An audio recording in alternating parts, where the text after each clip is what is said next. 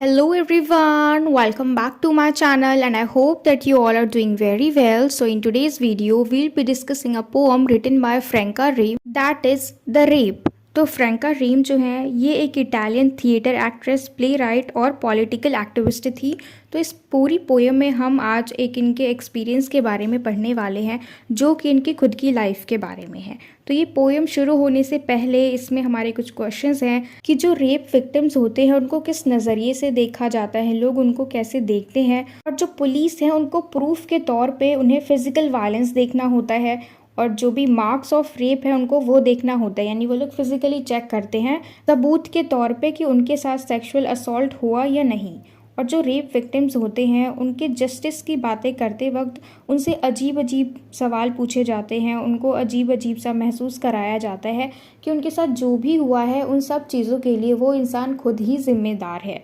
तो उनसे ऐसी ऐसी बातें की जाती है, उनसे ऐसे ऐसे सवाल पूछे जाते हैं।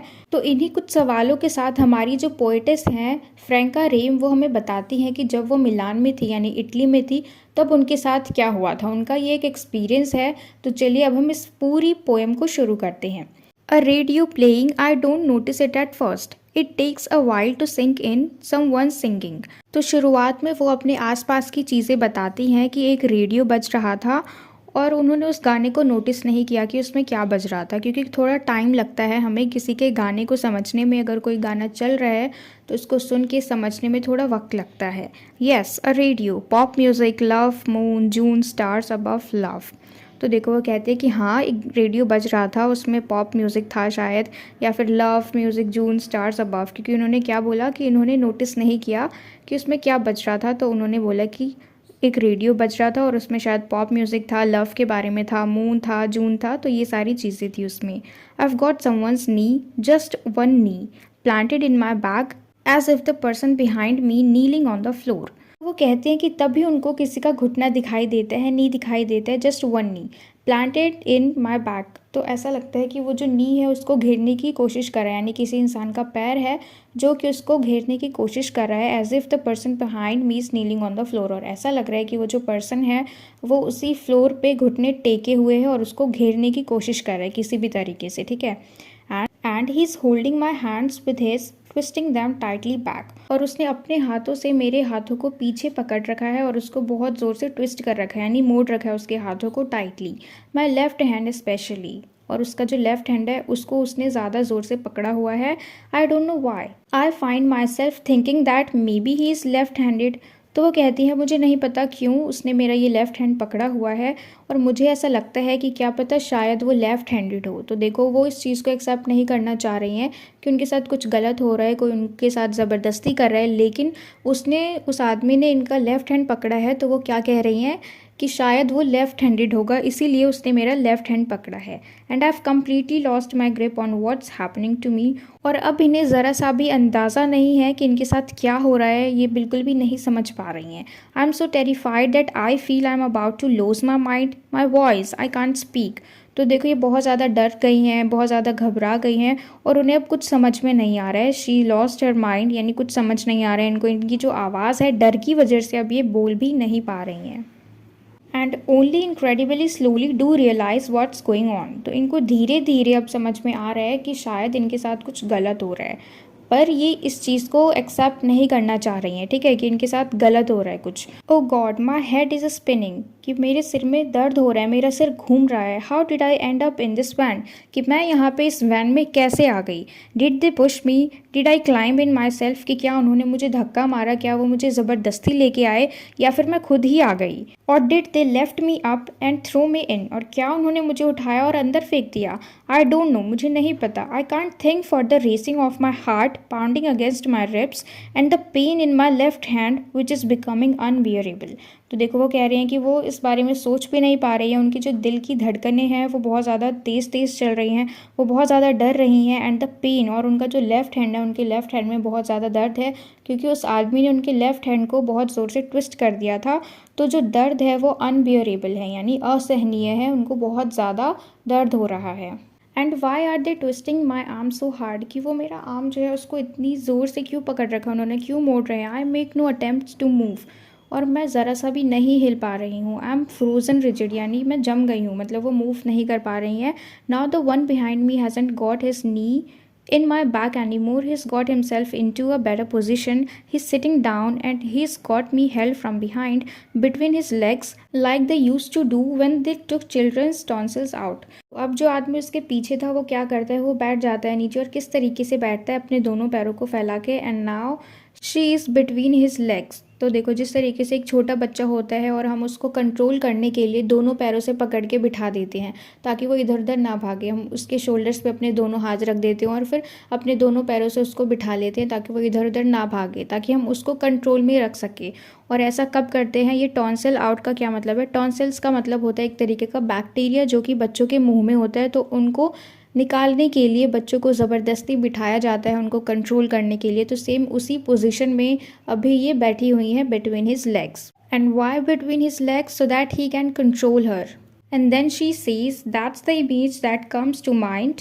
Why are they holding me so tightly? कि उन्होंने मुझे इतने ज़ोर से क्यों पकड़ रखा है? I don't move, I don't scream, my voice is gone. तो वो क्या कहते हैं, ना ही मैं हिल रही हूँ, ना ही मैं चिल्ला रही हूँ, चीख रही हूँ, क्योंकि मेरी आवाज़ जा चुकी है। क्योंकि वो बहुत ज़्यादा डर रही है और ऐसे में हमारी भी आवाज़ चली जाती है। जब हम डरते हैं तो कुछ नहीं कर पाते, ना मूवमेंट कर पाते हैं, ना चिल्ला पाते हैं, कुछ भी नहीं। I've completely lost my grip on what's happening to me. और मतलब उनका कुछ भी कंट्रोल नहीं है, वो कुछ भी होता हुआ देख सकती हैं लेकिन रोक नहीं सकती हैं। And the radio is playing not particularly loud. Why music? Why have they turned it down now? Maybe it's because I am not screaming. देखो अब वो क्या कहती हैं कि उनका जो ग्रिप है, जो भी उनके साथ हो रहा है उस पर कुछ भी कंट्रोल नहीं है, वो खो चुके हैं, यानी वो कुछ भी नहीं कर सकती हैं। और अब वो बात करते हैं रेडियो की, कि पहले तो उन्होंने गाना बजा रखा था लेकिन अभी इस गाने की आवाज़ जो है तेज़ नहीं है, और ये जो म्यूज़िक है इसको इन्होंने बंद क्यों कर दिया, आवाज़ कम क्यों कर दी? शायद इसलिए क्योंकि अब मैं चिल्ला नहीं रही हूँ, चीख नहीं रही हूँ। स्टार्टिंग में जो रेडियो है वो बज रहा था, उसमें गाना चल रहा था ताकि अगर वो लोग इसको पुश करते हैं वैन के अंदर तो अगर वो चिल्लाएंगी तो लोग आवाज़ सुन लेंगे। तो स्टार्टिंग में उन्होंने रेडियो ऑन रखा था लेकिन अब देखो ये कुछ भी बोल नहीं पा रही हैं, बोलने की हालत में नहीं है, हिलने की हालत में नहीं है, तो अभी इन्होंने गाना बंद कर दिया। क्यों? क्योंकि वो चिल्ला नहीं सकती हैं। And then in addition to the one holding me there is another 3. फिर वो कहती है कि जिसने उनको पकड़ रखा था उसके अलावा भी वहाँ पे 3 लोग मौजूद थे. I look at them, there is not much light, not a lot of space इधर. Maybe that's why they've got me half sitting up. They seem calm, very sure of themselves. What are they doing? They are lighting a cigarette. What's going on? Smoking at a time like this? Why are they holding me like this and smoking? तो फिर वो कहती हैं कि फिर जैसे ही उसके अलावा, उस एक आदमी के अलावा वहाँ पे वो 3 को देखती हैं तो वो उनको देखती रह जाती है। वहाँ पे ना ज़्यादा लाइट है, ना ज़्यादा स्पेस है, और इनके अलावा जो 4 लोग मौजूद हैं वहाँ पे वो बहुत ज़्यादा शांत नज़र आ रहे हैं, बहुत काम नज़र आ रहे हैं और बहुत कॉन्फिडेंट नज़र आ रहे हैं, यानी उनको ज़रा सा भी डर नहीं लग रहा, वो लोग स्मोकिंग कर रहे हैं. And something's about to happen, I sense it, I take a deep breath and another. फिर वो कहती हैं कि कुछ ना कुछ तो होने वाला है, ऐसा मैं समझ पा रही हूँ, ऐसा मैं सेंस कर पा रही हूँ. Then she takes a deep breath. फिर बार बार वो यही करती है ताकि वो अपने आप को शांत कर सके. उनको बहुत ज़्यादा डर लग रहा है तो वो अपने आप को काम कर सके, सूद फील कर सके, इसलिए वो ऐसा कर रही हैं. It does nothing, I can't get my mind clear, I have no understanding, only fear. लेकिन ऐसा करने से भी कुछ नहीं हो रहा, उन्हें कुछ समझ नहीं आ रहा, कुछ भी समझ नहीं आ रहा, बस उनको डर लग रहा है. Now one of them comes towards me. उनमें से कोई एक उनके पास जाता है. Another sits on the right and the third on the left. I see the red glow of their cigarettes. They are breathing heavily. They are horribly close. तो वो कहती हैं कि वो लोग उनके पास आके बैठ जाते हैं, एक उनके साथ, एक लेफ़्ट एक राइट, और वो लोग अभी भी सिगरेट पी रहे हैं, बहुत ज़ोरों से सांस ले रहे हैं और वो बहुत ही पास आके बैठ गए हैं उनके. Something's about to happen. I sense it. The one who's holding me from behind tenses all his muscles. I can feel them. Where he's holding me, he hasn't tightened his grip, only tensed his muscles, as if getting ready to hold me tighter. The first one who moved towards me gets down between my legs. Kneeling, he forces my legs apart. तो देखो इसमें scene को describe किया जा रहा है कि उनके साथ क्या हो रहा है. वो इस चीज़ को सेंस कर रही हैं कि जो जो चीज़ें उनके आसपास हो रही हैं मतलब कुछ गलत होने वाला है, और किस तरीके से वो हर चीज़ को डिस्क्राइब कर रही हैं, सीधा ये ना कहते हुए कि she is being sexually abused, लेकिन वो हमें एक एक चीज़ को डिस्क्राइब कर रही हैं कि उनके साथ क्या हो रहा है, उनके आसपास क्या हो रहा है. It's a precise movement, and the one behind me seems to expect it because he immediately hooks his legs over mine to keep them apart. I've got trousers on. Why are they spreading my legs with my trousers on? I feel worse than if I was naked.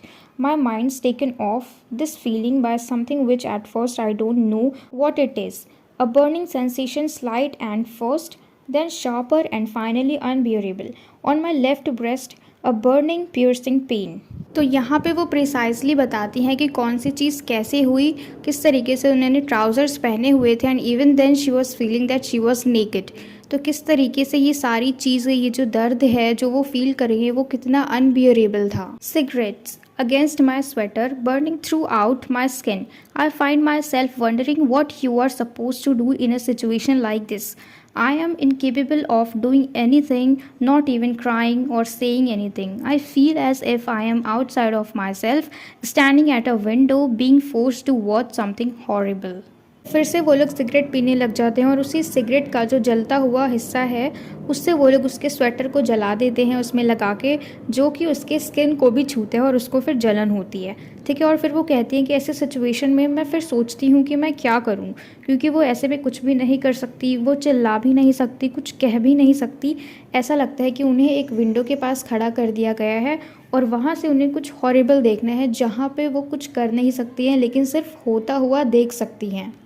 And the one on my right lights the cigarettes, takes two draws, and then passes them to the one between my legs, one after another. The smell of burning wool must be irritating them. They've got a razor. They cut through my sweater lengthways down to front. They cut my bra too. The blade leaves a razor gash across my chest, an 8-inch gash, according to the medical report. The one between my legs, the one who's kneeling, grabs my breast with both hands. तो यहाँ पे जो हमारी poetess हैं वो एक एक चीज़ को अच्छे से डिस्क्राइब कर रही हैं, लेकिन उससे ज़्यादा इनका पूरा ध्यान किस चीज़ पे है कि जो वूल है उससे जलने की जो स्मेल आ रही है उससे इनको इरिटेशन हो रही होगी। उनके पास रेज़र है, उन्होंने उसके सारे जो क्लोथ्स थे उसको काट दिए हैं, तो इस तरीके से वो सारी चीज़ें बता रही हैं। लेकिन यहाँ पे वो फिर भी अभी तक भी कुछ एक्सेप्ट नहीं करना चाह रही हैं कि उनके साथ क्या हो रहा है। पहला रीज़न ये भी है कि अगर किसी को पता चला समाज में तो फिर इनके ऊपर ही उंगली उठाई जाएगी, इनसे ही अजीबोगरीब क्वेश्चंस पूछे जाएंगे। ठीक है, और दूसरा ये क्योंकि वो बहुत ज़्यादा डरी हुई है, सहमी हुई है, तो ये चीज़ उनको भी नहीं पता कि उनके साथ क्या हो रहा है और ऐसे में उनको इसके अगेंस्ट क्या करना चाहिए। आज की वीडियो में सिर्फ इतना ही, और आगे की पोएम हम पार्ट 2 में जानेंगे, और मुझे पूरी उम्मीद है कि आपको इतनी पोएम अच्छे से समझ में आ गई हो। And if so then please let me know in the comment box if you like this video, share it with your friends as well so that they can get help from it, and don't forget to subscribe my channel. Until we meet in the next video, keep learning.